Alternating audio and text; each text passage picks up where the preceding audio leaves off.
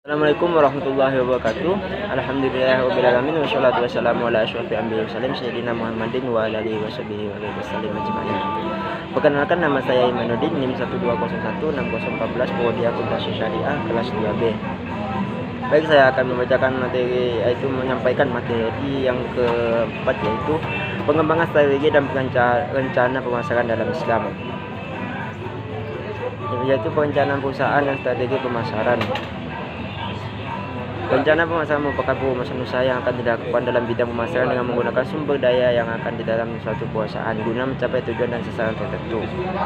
Selanjutnya yaitu penetapan visi dan misi perusahaan. Visi adalah sebuah pandangan jauh tentang perusahaan, sedangkan misi adalah suatu pernyataan yang harus dikerjakan oleh perusahaan sebagai usaha dalam mewujudkan visi yang telah ditetapkan. Yang selanjutnya yaitu perencanaan strategi pemasaran. Beberapa faktor lain yang perlu diperhatikan dalam perencanaan strategi pemasaran dijelaskan sebagai berikut, yaitu yang pertama yaitu perubahan kebiasaan konsumen dan dimensi dunia online. Yang berikutnya duta meres dari kalangan artis mulai tergantikan, komunikasi interaksi yang semakin efektif,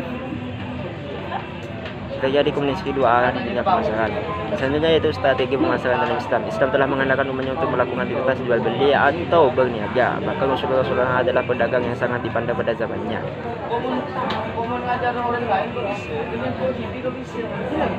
Dan yang selanjutnya yaitu penetapan strategi pemasaran yang sesuai. Strategi pemasaran dalam praktik merupakan cara yang digunakan untuk membantu dalam membuat dan menjual barang atau jasa yang sesuai dengan kondisi perusahaan dan selera konsumen yang dituju. Banyak strategi pemasaran yang diperkenalkan dalam teori pemasaran, namun beberapa strategi pemasaran yang dapat dijelaskan sebagai berikut, yaitu menembus pasar,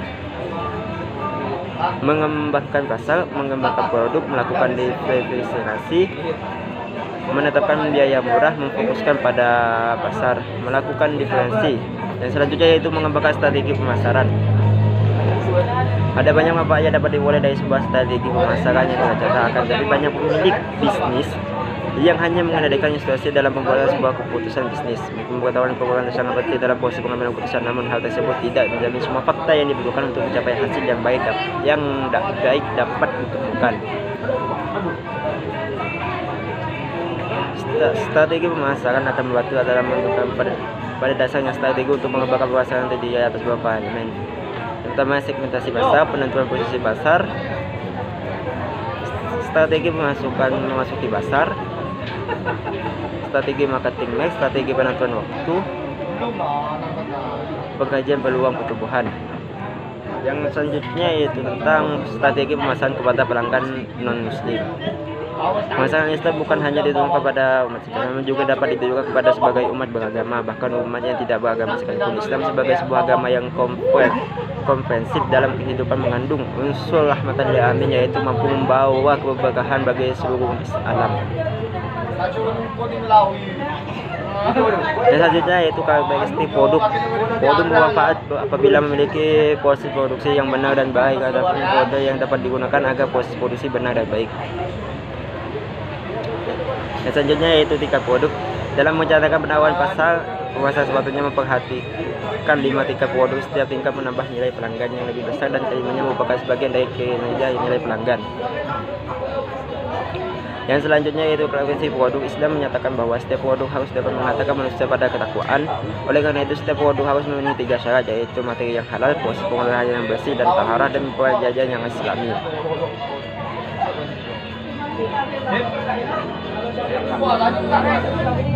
Yang selanjutnya yaitu bauran dan sistem produk. Sistem produk adalah sekelompok barang berbeda namun saling berhubungan, dapat berfungsi dan saling melengkapi.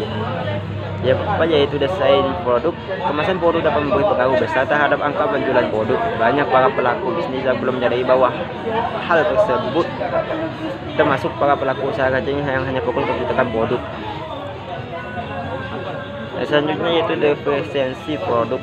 Menurut Kolas, diferensiasi adalah tindakan merancang suatu keberadaan yang berarti membedakan penawaran perusahaan dari penawaran pesaing.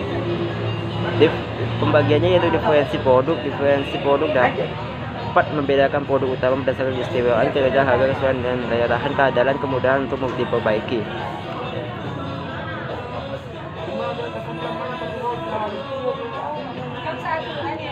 Yang selanjutnya yaitu diferensi personal. Perusahaan dapat memperoleh keunggulan dalam bersaing yang kuat dengan memperkaya dan melatih seorang orang lebih baik.